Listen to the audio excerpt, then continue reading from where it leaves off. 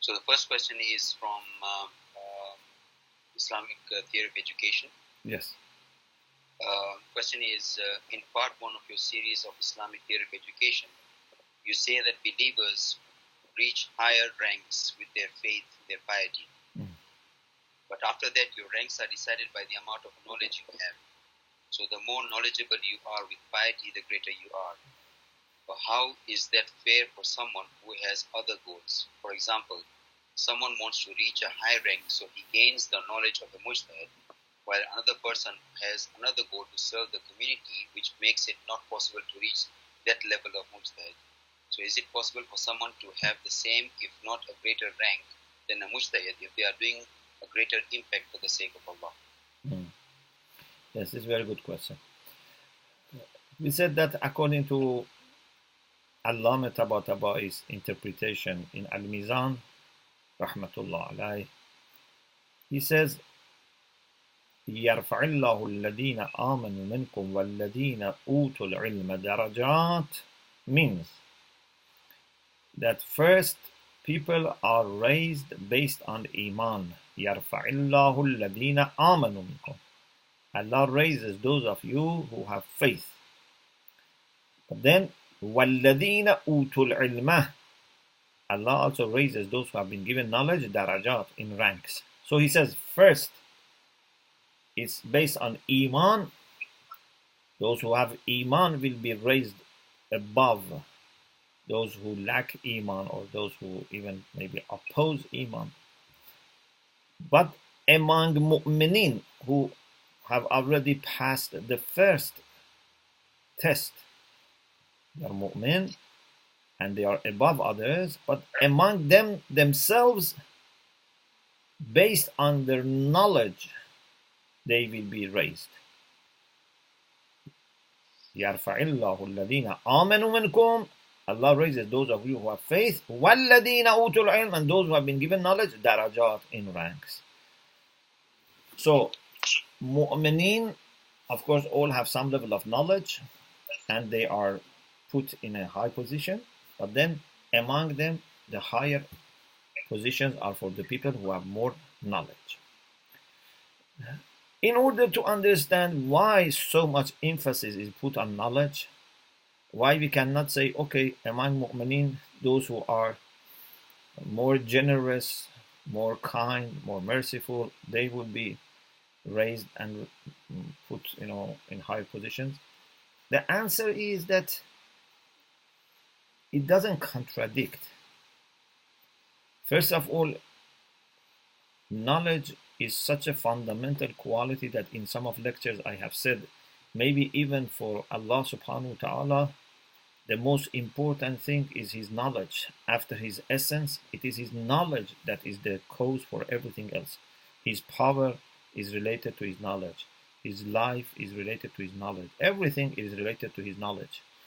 If He had no knowledge of that caliber, He would not be able to be our Lord. We said even Arsh stands for knowledge. Quran originates from Allah's knowledge and wisdom. So this is a very important quality. The quality of knowledge is exceptional. It's not something ordinary. It's not something along other things. And therefore, it's not surprising that Allah says, of course, based on the ayah, وَالَّذِينَ أُوتُوا الْعِلْمَ دَرَجَاتٍ. Allah raises those who have knowledge. But maybe we can also say that among people who are equal from other perspectives, those who have more of a virtue, of course, they can also be promoted. If two people are from everything equal, but one of them is more kind, more generous, so perhaps this person also has a higher position. But the main determining factor after Iman is knowledge. Or in other words, this knowledge here, which is after Iman, is nur, is light. And when the whole world is a matter of different levels of light, the whole world is nur and zulumat, is light and darkness, which is a lack of light, then it makes lots of sense to say that people are raised according to the level of knowledge, which means light, because this is Iman and then knowledge. This is not theoretical knowledge. It's not that, for example, someone who has PhD will be raised above someone who has masters, someone who has masters will be raised above someone who has bachelor, or someone who is mujtahid will be raised above someone who is going to Dars Kharij, and those who have Dars Kharij. So no, it's not like this. That must be a type of knowledge which is related to Iman, which is a type of light. How you get it, you learn and study, but then you have to internalize it and let knowledge affect your behavior, affect your thinking. Not just fill your mind and develop misunderstanding, confusion, or thinking you are a big person. It's a true, real knowledge which يقذفه الله العلم نور يقذفه الله في قلب من يشاء.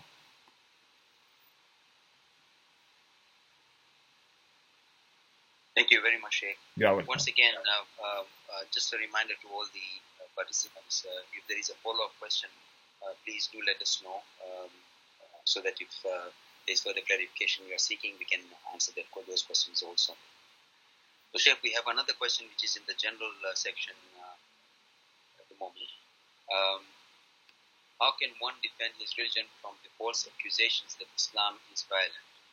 The claim that Quran encourages violence, such as killing the disbelievers, and encouraged sex with slaves and prisoners.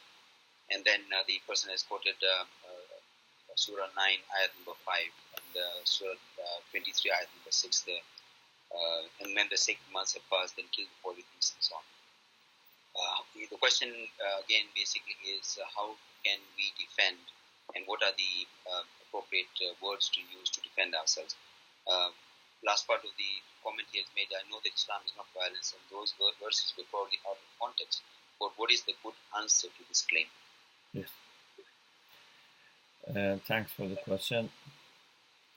There are different ways to answer this question. One is to answer these questions one by one, verse by verse. So any verse that they are questioning, we can answer. For example, the verse that has been mentioned here in this question, it's very clear that it is not a general, universal instruction that whenever you find kafir, you have to fight. This is first of all about mushrikeen who were fighting against the truth. Not any non-Muslim is, in the Quranic sense, kafir or mushrik. These terms have many different meanings, but one has to find out what is the meaning in that context. Allama Tabatabai, as I have said many times, says that kufr has 4 meanings, and the majority of the case in the Quran refers to kufr al-juhud, and that is denial, deliberate denial of the truth. Someone who wants to just not only close his own eyes to the truth, he wants to shut down also the ears and eyes of other people as an obstacle for the truth. So this is kafir. This is like not every person who is not a Muslim or every person who is not a believer. Maybe in the whole world you find very few of these people. Someone like Abu Lahab, Abu Jahda, who were very, very stubborn, and they knew the truth, they knew the Prophet, and they knew that he doesn't tell any lie. جحدوا بها واستيقنتها أنفسهم ظلما وعلوا. Also, when Quran says mushrik, you have to realize what is mushrik. Yes, sometimes there is an element of shirk that even mu'minin have. أن يؤمنوا أكثرهم بالله إلا وهم مشركون. Majority of them don't have faith unless they also have some kind of, they suffer shirk, because they somehow associate partners to God, even maybe unconsciously, or maybe in practice, not in theory. maybe not in their theology, but in their behavior. So this is one level of shirk. But another level of shirk, or the other side of the spectrum, are the people who were deliberately either worshipping idols or many gods or more than one gods, or you can say people whose efforts and direction in life was not centered around God. They had different lords, arbabun mutafarriqun, they had shuraka'un mutashakisun, and these are mushrikeen who we had at that time. And one of the things that they used to do was, it's not that they were just worshipping idols and they were very nice and peaceful people. They were worshipping idols, but for the sake of idols, or for the sake of themselves, who were lords of their own idols, they were happy to kill people, to torture them, to send them to exile, to confiscate their properties. This is what those mushrikeen were doing. And after many, many years of really pressurizing Muslims, killing Muslims, torturing Muslims, injuring Muslims, taking away their properties and amwal, then Allah permitted Muslims to defend themselves. And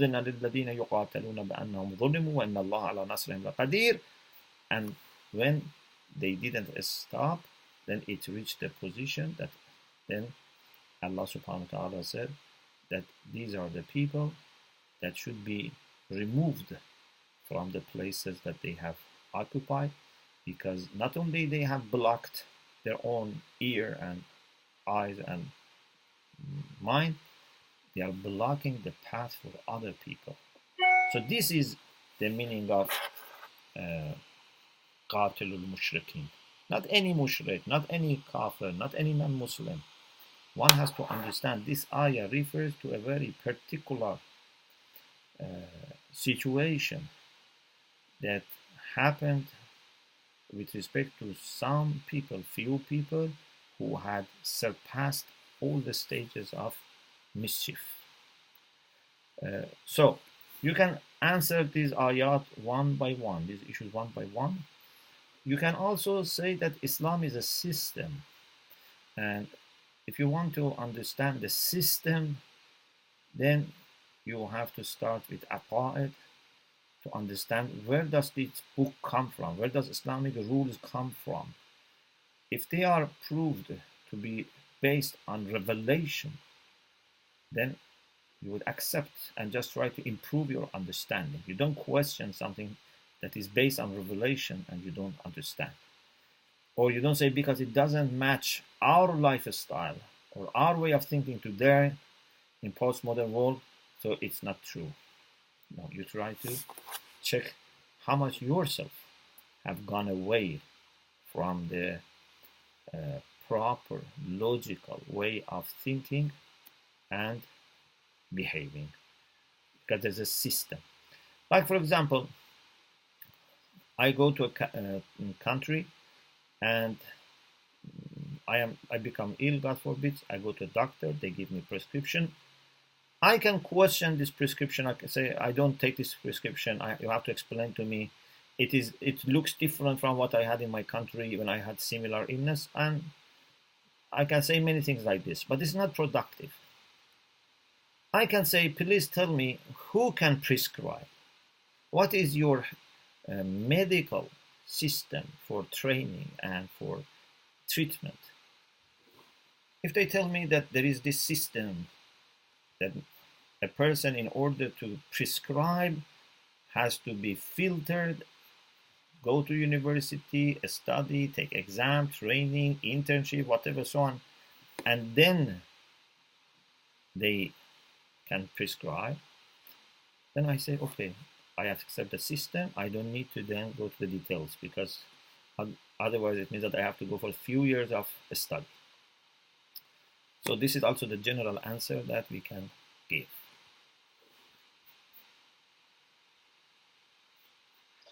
Thank you very much. You're welcome.